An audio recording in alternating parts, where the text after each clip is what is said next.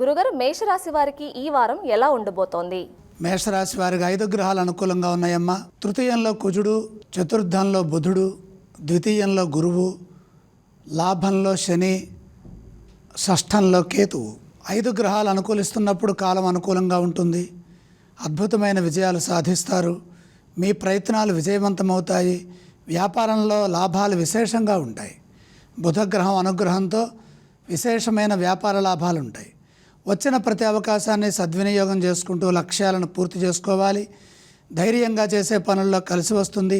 ఉత్సాహంగా నిర్ణయాలు తీసుకొని వాటిని అమలు చేయండి. ప్రయత్నపూర్వకమైనటువంటి విజయాలు ఉంటాయి.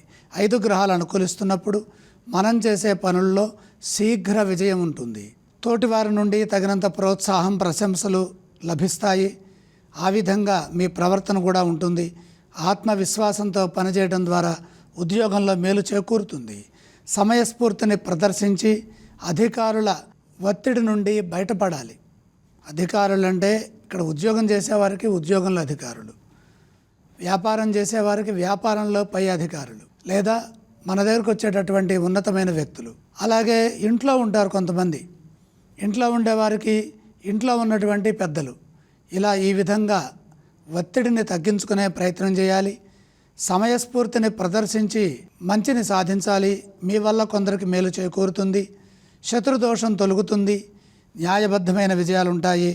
ఆర్థికంగా మిశ్రమ కాలం కనపడుతోంది. పెట్టుబడుల విషయంలో కొద్దిగా జాగ్రత్తలు తీసుకోవాలి. ఆశించిన ఫలితాలు రావాలంటే సౌమ్యంగా సంభాషించడం మంచిది.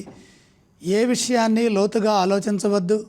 వారం చివరి భాగంలో కలిసి వస్తుంది.